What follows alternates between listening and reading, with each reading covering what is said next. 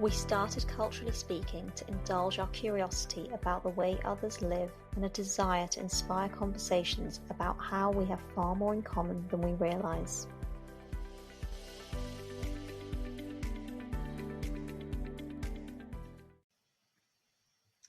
So, Neha, today we're going to hear a story from Nate, who was in prison. So before we, go into the story, before Nate starts telling us the story, I want to talk about our impression, I guess, of the justice system, of, again, things portrayed in Hollywood, criminals, ex-cons, all that. Do you know an ex-con? Do you know anyone who's ever been, other than, obviously, we spoke to Nate in this episode? No, me neither. Let me think. I don't think so. Do you know anyone who had to serve community service? No. No, I don't think so. It's interesting, isn't it? Yeah. Yeah. Perception of former offenders. I mean, it's like that, can a leopard change its spots? I think in Nate's case, yes, obviously. He has really turned his life around. He isn't what he is now. But that's the thing, right? Because I'm really into true crime, so I have my thoughts around what you just said. I think at the base of this is a distinction between the types of crimes you committed. Do you remember I once asked you, if I went into jail, would you visit me? And you said and I really value your honesty, right? And you said, depends on what crime I committed. Absolutely. So I think at the base of... And it would depend on the facility. Like, if you were a Martha Stewart white-collar prison, hell yeah, we could go play tennis. But not although my tennis game is rubbish. No, but having said that, I know you'll love this. Do you know there's a restaurant called The Clink where... And the food is really good. So for anyone who doesn't know it in London, it really is... Honestly, the food is actually really good. So the food is cooked by inmates who are training to become chefs so that they have a skill and a profession when they leave prison. And I recommend. But sidebar. Yeah, but do you remember the Gordon Ramsay TV show when he went into a prison to teach them how to make brownies and they sold, money for charities and things? So, huge sidebar. Back to the original question around, what we think of I don't think we're allowed to call them ex-cons anymore. Sorry, that's a very American TV show way of calling them. But ex-offenders, is that what you call them? I think that's how I originally termed it, former offenders. Okay, former offenders. I think it depends on the type of crime in terms of if a leopard can change its spots. Because for people who are, committing murders, I think that's a whole other thing. Is it manslaughter or murder? Because I feel like a lot of things fall into manslaughter. Even self-defense falls into manslaughter. Right? But if someone who's actually criminally, mentally unwell and, killed a lot of people as a serial killer or hurt children, I don't think they change spots. I think that's it. I do like the idea of reform and rehabilitation. Second chances. The very kind of human-centric, optimistic version of me really likes the idea that maybe some people were set up to fail. They were born into, really rough circumstances, and that means they didn't grow up with the right value system, and therefore, they commit crimes. Right? I can agree to that being a reasonable explanation for some of these things. But in history, I think of all the people who were prosecuted for actually killing people, I'm not sure. I mean, let's not go down the rabbit hole of death penalty, right? But I don't know. I think if the prison system did its job in rehabilitating someone, you wouldn't be able to tell if they were a former offender or not. Because that's the whole point, right? They're meant to reintegrate into society. And if they are able to do that, I don't think it's anybody's business. I think it's about the intention. that someone has behind committing the crime. And that's why when judges sentence people, they take into account the premeditation. Like, how thought out was it, or was it spur of the moment? And you've also described like quite violent crimes, right? I think those are harder to believe that somebody wouldn't do that again. Versus, and I don't want to trivialize white collar crime, because again, there's a lot more premeditated thought that I think goes into what some white collar crime, because it builds over a number of years. But also, I think, so 2 points on that, right? One, the intention. An interesting case is, you know, the Norway, what's his name? Breivik? You know, the guy who went on an island and shot up a bunch of kids. I remember when that case was on trial, there was a really interesting debate on would they deem him criminally insane? Because if they said yes, he was insane, then the reason for doing it was true to him. Right? But then that would get him out of a longer term prison sentence, I believe. Because I think usually if you're arguing on criminal insanity, you usually get off a bit lighter. But then if he is not criminally insane, you're kind of validating his reason. So that's a whole interesting argument around, you know, how do we define criminal insanity? And then the second point I wanted to kind of react to what you just said is with white collar crime, I think it's often easier to not downgrade the severity, but when it's a financial cost versus a human life cost, I think very naturally we think the latter is worse. Because it absolutely is. Yeah. But money, to all intents and purposes, can be made again or recovered or, you know, given back to people. Yeah. But you can't get someone back. Yeah. So I think, I don't know, with this, because we don't know any, you know, ex-offenders, I think it's hard for us to make a call like how we would feel in that moment. But having spoken to Nate, I wouldn't have known, I think, if he hadn't said. I don't think this is something that you know, unless they had, you know, prison tattoos and, you know, again, very Americanized Hollywood version of how things happen. And I remember we were talking about Orange is the New Black, and is it accurate? Is it not? I would lean on the not, to be honest. Well, no, because it's made for entertainment, right? But that's the point of, sometimes we need to see things like life or TV shows that depict life in prison, because they are part and parcel of society, right? You know, there are quite a lot of shows on Netflix now which are real shows about real prisons. And I think, what's her name? Stacey Dooley. Why is that Eliza? Stacey Dooley had a few documentaries on, I think they're all on BBC iPlayer, about this women's prison, where it's not actually a prison, but if they complete this kind of military style camp, they don't have to go back to prison. And it's harsh. I mean, it's difficult, but the whole point is they're trying to teach these people discipline and so that they don't reoffend. But then it's a whole other topic of what makes people offend in the first place. And on that note, shall we listen to Nate's story? My name is Nate Dukes. I live in Youngstown, Ohio, in the United States of America.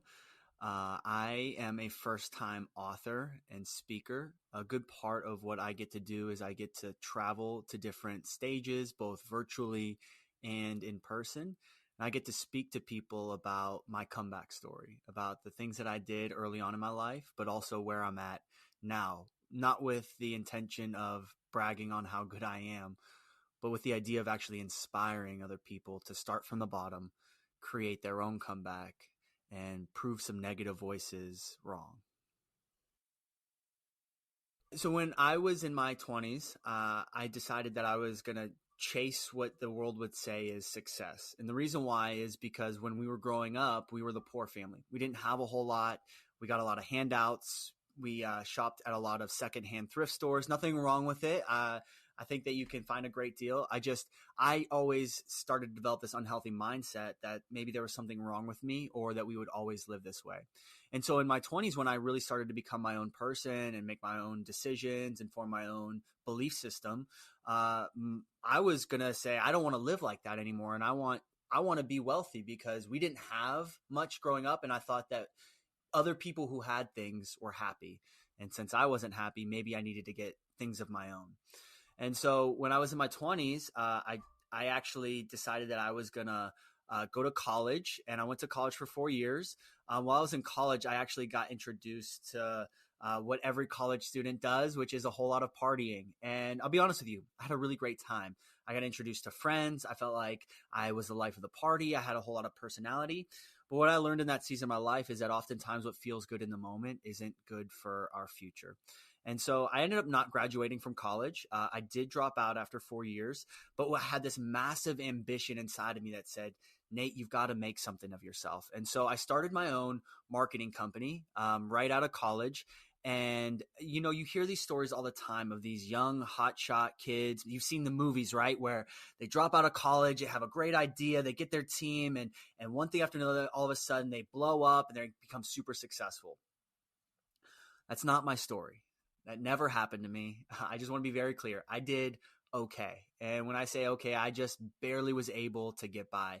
But what it did open up an opportunity for me, and this is often what I've learned in life, is that the thing that you're doing right now might not be the passion or what you're chasing after to really fulfill you, but it might lead to the next thing, which could lead to the next thing, which could lead to the thing after that. So opening the marketing company, it did open a door for me where a buddy of mine that I used to actually bartend for when I was 21, he said that he was going to open up his own bar in downtown Youngstown, and he asked if I wanted to get involved with it. And so now this is definitely it's checking off a lot of boxes for me. So the entrepreneurial box is getting checked. The party scene box is getting checked. All of a sudden, I was somebody who people were coming to because I had what they wanted. And over the course of about 2 years, we were able to turn around a bar that was really starting to fail. We turned it around into something that you would consider to be pretty successful. And all of a sudden, now I had access to more money than I'd ever seen in my life. Now, I want to be very clear. This wasn't like a crazy amount of money. It was just, you got to understand, being the poor kid growing up, it was more money than I had really ever seen before. And so I did what any other successful business owner in his 20s does. I went and got the right car. I got the right apartment. All of a sudden I was socializing with different people, and I felt like, hey, this was everything that I had ever wanted, until it wasn't. I thought that it was going to make me happy. I thought that it was going to fulfill me. And the problem is that if we're chasing success, we're never actually going to be happy. It's only when we start to chase purpose that we find fulfillment. But being a 20-year-old kid, I had no idea what I was doing. And so because I started to feel empty on the inside, because I felt like this isn't filling me the way that I thought it was going to, I started to try to fill it with other things. And that's when the partying really started to increase.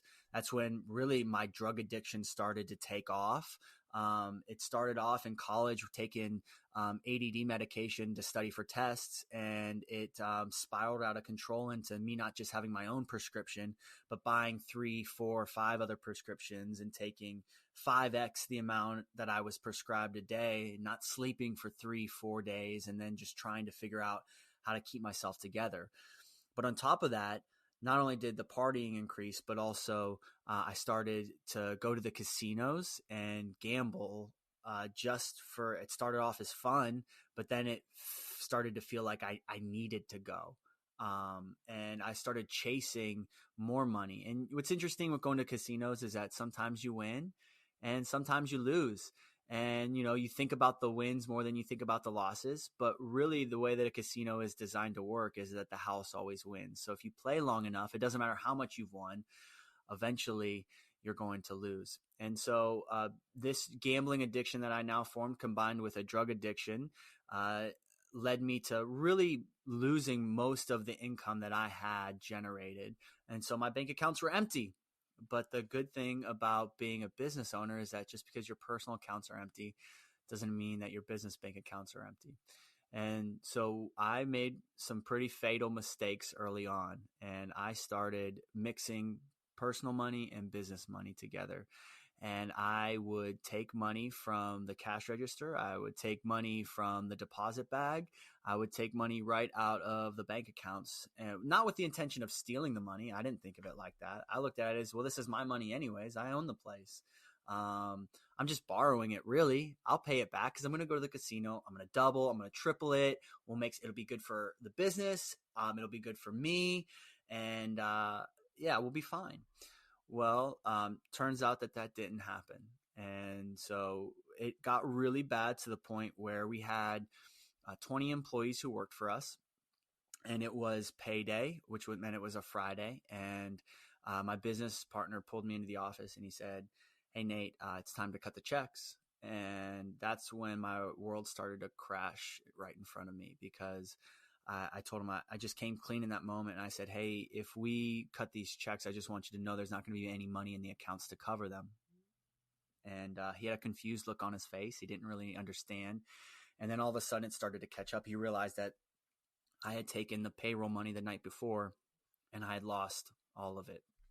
And so he gave me an ultimatum at that point, and he said, "Okay, Nate, well, we have some things we need to figure out. You can either sign everything over to me and walk away from this business free and clear, or I'm going to get a lawyer's involved and we're going to press charges." So at 26 years old, I assigned essentially what was my life's work over at that point. And I walked away from it, and I put a piece of my soul into building this business. And now I didn't know who I was anymore, because part of my identity was wrapped up in, well, Nate, you're a business owner. And when I didn't have that business anymore, I didn't know who I was. And I will tell you, I moved back in with mom and dad, and there's nothing like moving back in with your parents after leaving for 2 and 3 times. No shame in it if anybody's had to do it. It's just it's a hard move. Okay. Any move is tough, but definitely moving back in with mom and dad seems to be the hardest. And so, but I did, and they let me crash on their couch. They didn't really know what was going on. They knew that I had tasted a little bit of success, but they didn't know the depths of my addiction just yet. And so I got super depressed, felt very anxious, and I really just laid around for a while. And it wasn't until I started, saying I've got to do something. I've got to start to get a job, start from the bottom again. And I went and I got a job as a server or a bartender at a local restaurant. And still dealing with the same issues, never actually facing them. I resorted back to what I always knew how to do, which was steal from the cash register. I'd get caught, and then I'd get fired. And then I'd steal from the cash register at a new job. I'd get caught, and I'd get fired. And this happened about 3 times. And finally, the last time that I had gotten fired, I was walking around my parents' apartment complex where we lived. And I had just taken a handful of pills. My drug cocktail was mixed of Adderall, Xanax, and pain pills. And so I wasn't in my right mind at all. But I was walking around the apartment complex looking to see if any of the cars in that area were unlocked, trying to see if I could find anything on the inside of them that I could take, that I could sell. And to my surprise, one of the cars that I had essentially broken into, I lifted up the console in the center of the car, and I stuck my hand in there, and what I pulled out was a spare set of keys to that car. And in my mind, I thought I hit the jackpot, because this was an opportunity. And you know what I found is that when you find yourself at the wrong place in the wrong headspace, you never know what could happen. And so in my state of mind that I was in, I decided that I was going to steal this car. I was going to drive it across the country to Houston, Texas, which is a 13-hour drive away, and I was going to start my life over. And what's interesting is that when we try to run away from our problems, I don't know if anybody's ever done it before, but when you try to run away from your problems, you find out pretty quickly that your problems, they run really fast, not because they're really good runners, but because the problem's actually ourselves. And so I threw 5 garbage bags worth of clothes into the back seat of this Buick LeSabre, which, by the way, if you're going to steal a car, I suggest not stealing a Buick LeSabre. It's old and busted. There are plenty of other vehicles that you could use. You could drive in a little bit more style than what I chose to. But it was the opportunity that I had, and I took advantage of it. So I loaded up 5 garbage bags worth of clothes, and I took the long drive to Houston, Texas, and I made it about halfway to a small town right outside of Nashville, Tennessee. I was sleeping at a gas station, and it was about 9 a.m. See, I wanted to get some sleep before I finished the rest of the drive. For whatever reason, I knew if I showed up to my buddy's house looking like a zombie, he was going to have all kinds of questions for me. So I figured I probably should get some rest. So I pulled into a gas station. I started sleeping, and it was 9 a.m. and I was woken up to some really loud bangs on the window.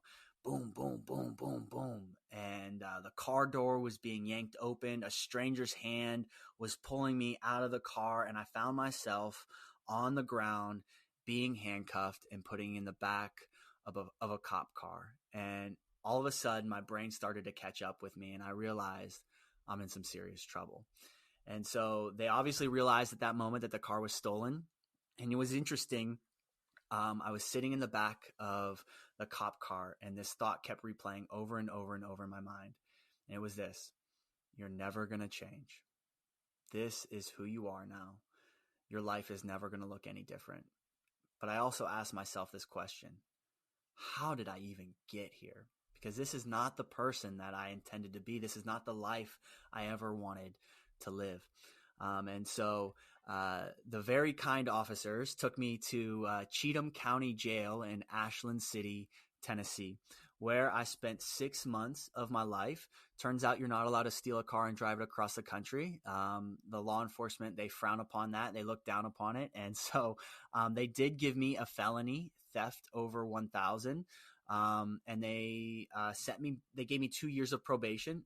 Now you got to understand, while I was in jail, so Tennessee is a part of the United States that you would consider to be country. So it is rural farming. They listen to country music. They like their cowboy hats and cowboy boots. And a prerequisite for being in a country jail is you have to have a bunch of missing teeth and some homemade tattoos that were really bad. And so I didn't really fit in all that much with them. I remember one time one of the corrections officers, or the guards, he just looked at me and he said, "Boy, what are you doing here? How did you end up in this part of the country?" And, I just came honest with him, and I said, "I made some mistakes. I'm not proud of it, but this is where I'm at, and I want to change when I get out." And so, what was really interesting is that while I was in jail, most people think of jail as like you're in this individual cell and you're like closed off from people. But the way that this one was set up is that we were actually in something called a pod. And a pod is a section of the jail that's made up of 16 guys, and there's 4 quads, and each quad has 4 bunk beds in it. So you're in a space where there's other guys in and out, and you see the same people, but it's a small confined space. And you're really looking at the same walls, the same cinder block walls the whole time. And the only way that we would be able to get out of our cell is once a month they would offer something that they call church service. And it was less church service, and it was more of like just us sitting in a different room. And so, but it was a way to get out. It was a way to look at something different. So I remember that they offered church one month, and I said, yes, I will go. So we're walking down the hallway leading us to another cinder block room.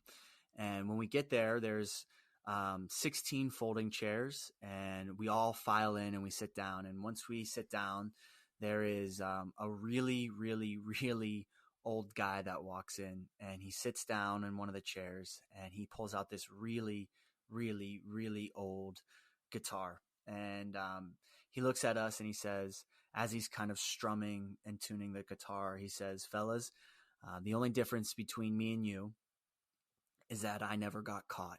And he starts to sing this song called Amazing Grace. Amazing grace, how sweet the sound that saved a wretch like me. I once was lost, but now I'm found. I was blind, but now I see. And I looked around this room and I saw 16 guys who were ugly man crying, and they didn't look good. They were all disheveled, hair grown out. Orange never looks good on any man, but they were having this moment where all of a sudden, all of these men who have made poor life decisions that have landed them in probably one of the worst places on earth are now having to look on the inside of them and say, man, what is going on? Who am I? Can I experience love? What is grace? How do I forgive myself? And I have what you call a perfect moment. At least I call it a perfect moment where I wasn't worried about my past. I wasn't worried about when am I going to get out or my future. I was just present in this moment, and I had this overwhelming peace about me. And it was in that moment that I just knew I needed to make some changes in my life. I knew that if things were going to look better, I had to be the one that changed. The world wasn't going to change for me. I was the one who got myself here. Now I got to figure out, what am I going to do when I get out? And so after 6 months of being in jail, they let me come back home to Ohio. And they gave me 2 years of probation, which meant that I just had to check in with a parole officer once a week, and just to make sure that I was staying out of trouble, I was staying off drugs. And so when I came home, I got surrounded with some good people. One of the best decisions I made was making sure that I knew who I was going to surround myself with, because it's so easy to go back to the life that we used to know, or the people that we used to spend our times with. And oftentimes we are the sum total of the 5 people that we surround ourselves with. We've all heard this before. We understand this. But if that's true, then I have to be the one that's willing to say, okay, and take an inventory of the people in my life and say, do I like the direction that their life is going? And if I don't, am I willing to walk away from a friendship or a relationship or a connection? And so even though I was a very messy person, I got around some people who were willing to get messy with me. And, I just knew I had to start from the bottom, and I was okay with that. It was weird coming from the top and now being at the bottom. For a long time, I just thought that I was too good to get a regular job, or I should be farther along. And all of these thoughts that we have in our head, especially like associating with age, it's so easy to look at our other friends and look at their accomplishments and say, well, they were able to accomplish that at 25 or 30 or 35 or 40. And so I should be farther along than I am right now. And that's just not true. Age is this imaginary construct and number that we've put on ourselves. You are not your past. You are not the things that you've done in your past. If you've grown from them, you are becoming a better person. And so I got around some people that, even though I was messy, they were willing to get messy with me. And it's so important to have people who will be honest with you in life. I need friends who aren't just going to tell me, hey, everything's going to be okay.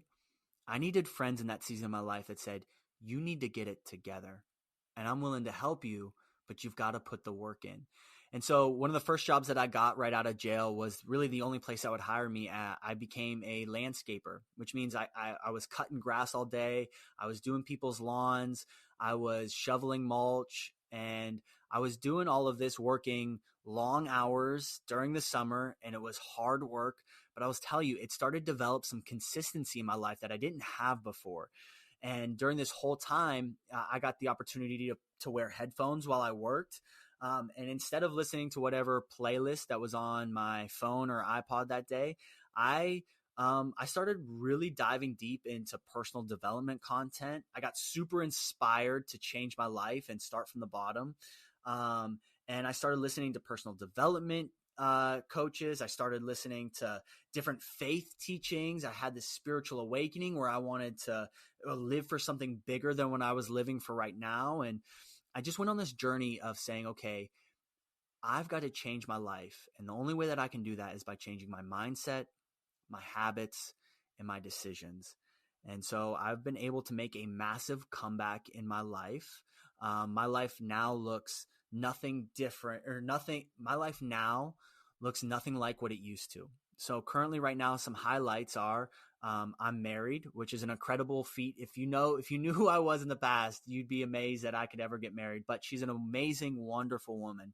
This is going to sound very cliche, but she's the best thing that ever happened to me. I love my wife. She is wonderful, and I'm thankful that she's given me the honor to be her husband. But we recently got married last year during 2020, which means we had a COVID wedding, and we got to stream it all on the internet. The reason why we didn't wait is because we were more interested in getting married than anything else. We had some business to handle, if you know what I'm saying. Yeah, we got married and we bought an investment property. We own a duplex, so we have some tenants, which is great for us because now it helps us think long-term instead of short-term. And I knew that for the first time in my life, I wanted to make a decision that would set us up for the future instead of what feels good right now. I've gotten to sit on the board of a nonprofit for underprivileged youth. And probably one of my most proudest achievements as of late is I wrote this book over the last 18 months, and it is called You'll Never Change. And the tagline is create your comeback and prove them wrong. I was a very messy person, but the big lie that I believed is that I was never going to get out of the situation that I was in. And if you've ever given anybody $50 or $100 to help pay their bills, I've been on both sides of it. I've been the giver and the receiver. But when I was on the receiving side, it didn't actually solve anything for me. It didn't fix any of my problems. What it actually did is it put a Band-Aid on a bigger issue that I had. And I didn't need another handout. I needed to be taught. I needed to be resourced, and I needed to be inspired. And so this book is meant to inspire people to start from their bottom, create their comeback, and prove their negative voices wrong. Yeah, so not everything that makes you feel good is actually good for your future. And that was something that I had to learn the hard way. And, I think that wisdom is something that our culture is begging for. We have all kinds of information. We're in the age of technology that I can pull up my phone and I can get the answers to almost anything within a few seconds. But wisdom is knowing what to do and when to do it. And one of the biggest wisdom lessons I learned is that just because I'm having fun in the moment doesn't mean that it's actually good for my future. So trying to navigate this situation where I'm having a really good time with my friends, I'm really enjoying the people that I'm hanging out with, but am I actually being productive and moving my life forward?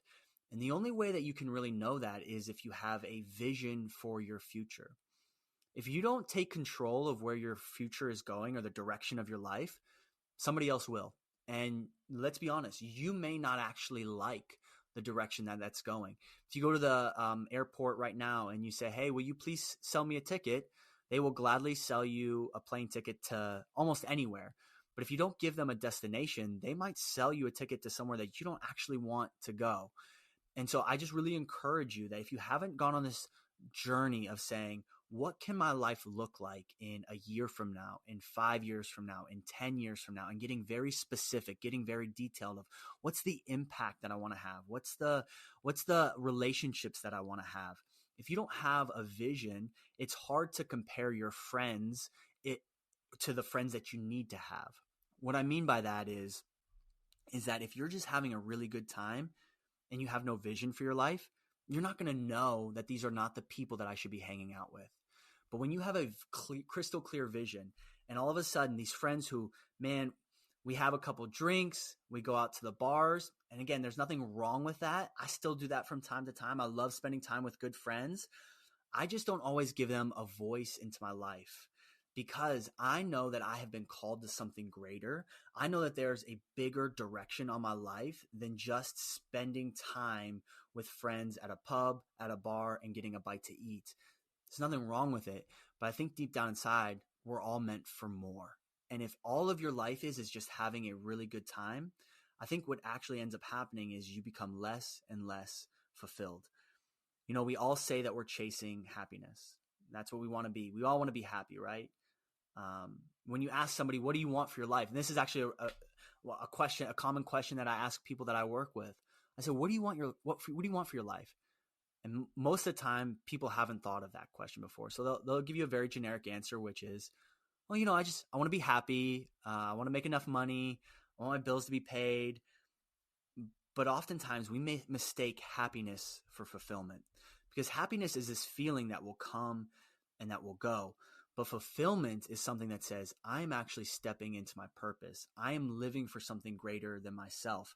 And the only way that we find fulfillment is when we stop living selfishly and start living selflessly. And I got to be honest, a lot of the friends that I used to hang out with were very selfish people. Not because they were bad people, because that's just how they were either raised or grown up, and it was just so accepted. And I wanted to change. I didn't want to be a selfish person anymore. So I knew I had to stop hanging around people who took more than they were willing to give. And maybe you've got some friends in your life right now that they're emotionally selfish with you, or maybe even just with your time, they're selfish. The big question I get all the time is people say, so Nate, what are you saying? I'm just supposed to bail on my friends. I'm just supposed to walk away from my friends. I'm supposed to not be friends with these people anymore. And the short answer, yeah. Maybe somebody's giving you permission right now to walk away from some of those toxic friendships that maybe you're just realizing right now in this moment are actually toxic. It is okay to be selective with your time. It is okay to be selective with who you let into your life, because this is the thing that I need you to understand. Nobody is coming to save you. Nobody's coming to do the work for you. You have to be your own advocate and do it for yourself. And I will tell you, if you want to build self-confidence, do the hard stuff. Do things that are going to make you proud. And when you stand up to somebody, when you walk away from something toxic, when you make the hard choice or have the uncomfortable conversation, you actually build self-confidence. You build trust with yourself. Tim Ferriss says it like this. He says that everything that we want in life is on the other side of an uncomfortable conversation. And I've just committed to myself of saying, I love the people in my life enough to have the uncomfortable conversations. If we're ever going to grow as human beings, we've got to be willing to say, hey, I'm going to face the uncomfortableness. I'm going to walk towards it actually, because I know I'm better on the other side of it. So when I was in my early 20s, I was chasing success. And I found that there's nothing wrong with wanting more. There's nothing wrong with wanting to build your life. There's nothing wrong with wanting to have nice things. I hope that everybody listening to this actually is chasing their own version of success. But when it's the only thing that you're focused on, you actually start to feel very hopeless. And so for me, my hope now is not based on chasing success, but now my hope is turned towards making an impact and making a difference in somebody else's life. Truth is that we all have life experiences that can help somebody else. We all have been through tough relationships. We've all been on the other side of some uncomfortable moments. We've all been through some hardships. The reality is that life is full of hard moments. This idea that life will be easy, I'm sorry, it's a lie. Our lives are always going to be tough. And that's actually a good thing, because on the other side of everything that's hard is a strength that gets developed on the inside of you. And so we all have this ability to help other people.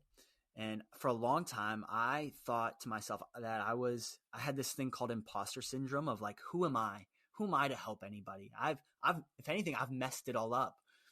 But it's when you begin to move past that and you look at yourself in a better light that you can actually help other people. And so now I'm chasing impacts. For instance, with my book, I'm less interested in selling this book. I want it to do well. I want it to get in the hands of the right people.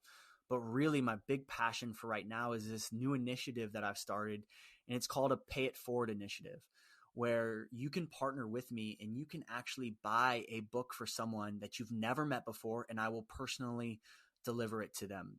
Right now in the United States, there's 24.6 million people in recovery. That's just in the United States.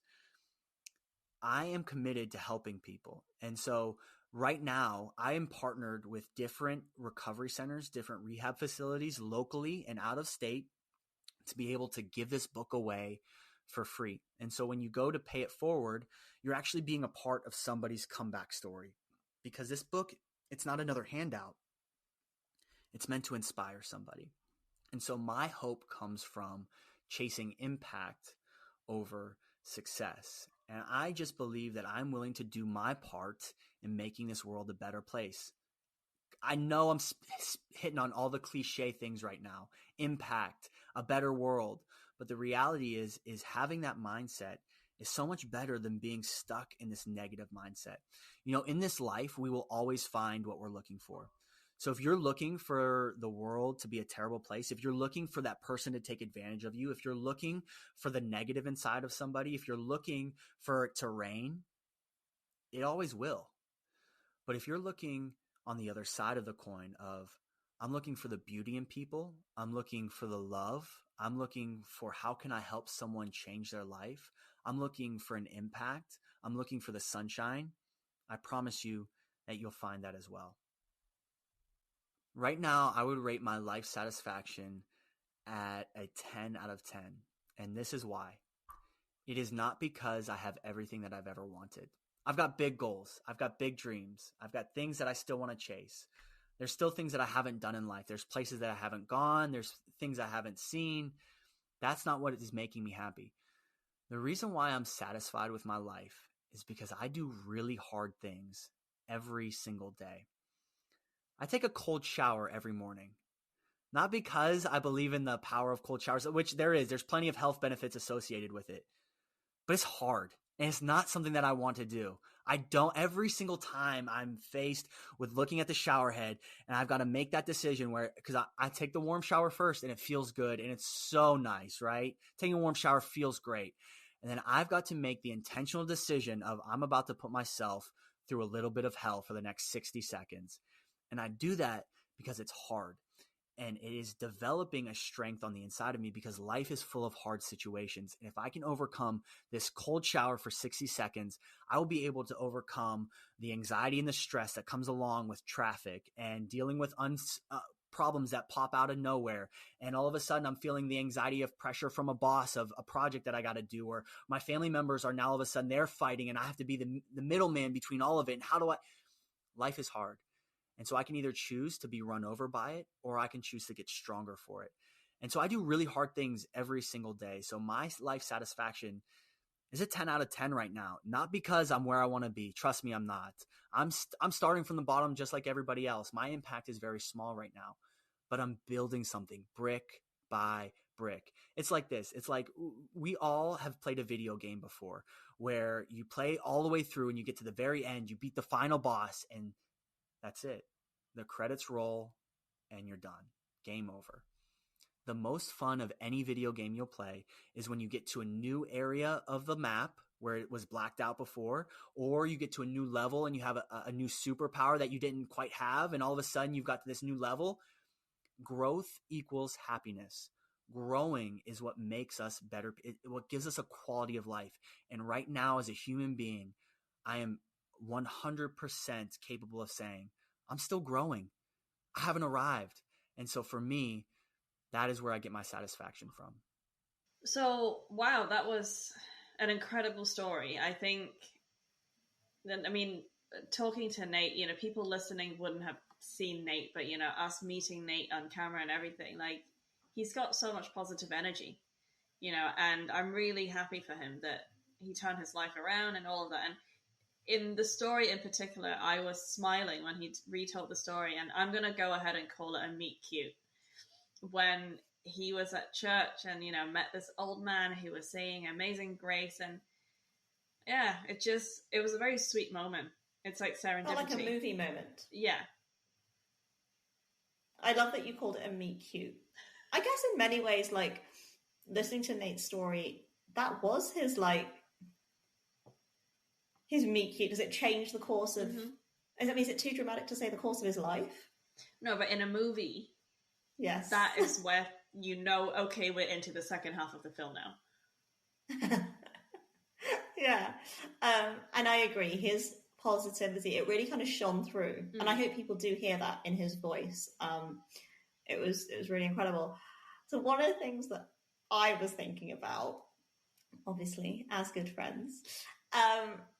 Nate talked about friends that he's had to drop, or friends that where they're more surface level friends now. Like he doesn't actually share or do life with them.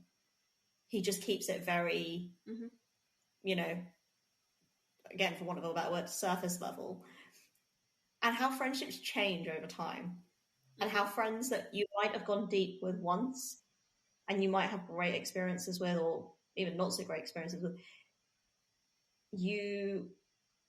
I think seasons, right? I always say this. I say that I'm such a broken record. Everyone knows this. I think there are seasons of life, and friendships come in seasons. Do you feel like you've ever had to go through a metamorphosis with friendships? Yeah, absolutely. I think because ultimately everybody changes when they grow, and sometimes it's hard to grow at the same pace. So there are people who I've known since I was 5 because we went to school together, and then our lives panned out a bit differently so that we lost contact for a little bit and then we've reunited. Or there are people that I was very good friends with for a while, and then again, because life had different plans. And in most of these cases, I would say it was done without hard feelings, right? You just drift apart. And for someone like me who finds it very awkward sometimes to confront people, that may be the most painless way of that happening. And even with our friendship, I would say we started off as quite superficial level friends because we met at work and we weren't even working on the same thing together. So we only saw each other at social events. How awkward would it be if I was like, no, we like DMC'd from the first time? No, we weren't. We were very superficial. I mean, it centered around like food, fashion. Yeah. And like office goss, you know? And I've, you know, at the same time, I've met a lot of other people at, you know, where we used to work, but not all of them became this kind of friendship, right? And there's only one person I ever started a podcast with. I can put it that way. But you know, I think friendships, other kinds of relationships, all of these things, you're absolutely right. You know, in terms of having seasons, and I remember during the first actual lockdown, I didn't speak to you for ages because you went, you know, to the farm, and it just didn't happen. And I remember feeling like, oh, this is really weird because we're so used to messaging each other like every single day. But I would say it didn't affect our friendship. Like we came right back into it. I think there are some people you don't necessarily have to speak to every single day though to feel closeness to. And there are some friendships that die a death without constant contact. And in COVID, it's been very interesting, the friendships that have endured without having to see each other. And the ones that have come back, the people that have come back to me in COVID, that's been the most interesting. Like people I hadn't spoken to that suddenly came out the woodwork. Yeah. So for me, and this is not having a dig at any one of my friends, but I just believe in different friends playing different roles. You know, it's like a little buffet of friends. You know, you will have... We need different people for different things. Yeah, like there are... Because nobody can be everything for you. And you can't be everything for anyone either. Oh, there's a really good question. We could have a whole other separate thing about... as you know, the idea of the modern spouse and the modern marriage and one person being everything. Yeah. But I think, it applies to friendships as well. I think the only exception would be you are a mother to a newborn baby, then yes, you are their everything. Like you are their source of food too. You know, so there are exceptions in life, but I think generally when you talk about friendships, you know, platonic relationships, there are friends who might share similar interests with you outside of work. There are work friends who you can, you know, go head on, you know, into gossip at work, you know, rant about things, etc. And then you have friends who start podcasts with you. And, you know, so I almost feel like as we get older, I'm a little bit more mature around not being too precious about these labels. Like, people fall into their natural places in your life. And if they don't find a place, they naturally get out of your life, I think. You know how I feel about the term best friend. I don't go in for it. I think I have a best friend for every occasion. Yes, so but no, I think that's brilliant. But by definition, best implies singular, and I don't think it ever has to be singular. It can be exactly as you described. The buffet of friendship. I don't think you can compare friends. Do you know what I mean? Like, so I've got this friend in America, and if he's listening, Joe, it's you. Like, we've been friends since we went to LSE together, but we haven't seen each other since because he's an American. He doesn't operate in Europe, right? And I would say our friendship is still there, and you know, we would still get each other gifts and go through the trouble of, like, you know, mailing at the post office. We would still do that, but I wouldn't do that for everyone. The joggers with pockets. and I kind of feel like, I don't know, I have had to drop friends. It was not nasty, but it was simply on the principle that if this friendship is causing me more grief than happiness, then it's at its end of life. It's as simple as that, because unlike other relationships, right, with romantic relationships, with family relationships, it's not just happiness you're looking for. There are other things. But a lot of the times with friendships, we do go through thick and thin together, I would say. But it's an even simpler type of relationship to me. Does it serve you? Does it not? It might make me sound super cold, but I just feel like it's easy to be quantity over quality with friends, which is why I'm even more strict about it. Because for most people who are monogamous, you are looking for the one person. So of course you're going to be, you know, high standards with it. With family, you don't really get to choose anyway, right? They're your family. But with friends, how easy it is to just say, you know, oh, let's go brunch together, you know, and then you never meet up. And I kind of feel like that's a waste of time. Like, if you're not really invested in it, you're wasting both your time. So I think maybe my friends will disagree that I listen to this, but I think I can be quite challenging because I do have a very high expectation. Like, I only really want friends that are friends. Do you know when people say we should take the time to be friends? I completely agree. I don't like having friends just to be like, I have X number of friends.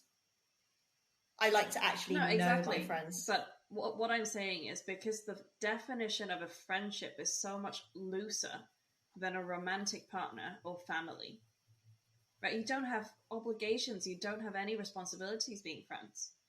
I think it's very easy to drift into, oh, I just want to feel liked, and therefore I have 300 people at my birthday party. I'm not saying everybody does that.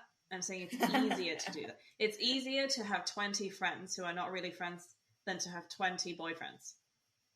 Yes. Right? And I mean, each to their own. A lot of people do like having, you know, casual friendships and just having someone to have fun with, and I think that's great. But I would like to think that at this age, you know, I think I observe this in both of us. We've curated our platter now. Yeah. You know, the friend you would go to for DMCs, the friend you would go to for Michelin star restaurants, the friend you would go to for holidays, you know, like it's a curation like anything else in life. I think it should be a conscious curation. Love it. I love that I'm on the buffet of friendship in your life. Which course do you think you are? Okay, I'm definitely Michelin star restaurants. We can definitely DMC, as evidenced by this podcast. And I'd like to think I can be in for like a good little bit of like trash TV with you. I think so. I mean, we would never do it, but we would be funny on Gogglebox. I mean, we don't watch reality TV, but I think we would be funny to be observed watching it. Because we have no filter when it's just us. Yeah, and I think that's the thing, right? I think with friends, you should be able to get to a level of just no filter, no makeup. Do you know what I mean? Like, and we've done all of that. I mean, that's pretty much my day-to-day life. I'm not going to lie. On that note, we hope that you have also curated a buffet of friends and you enjoyed the episode.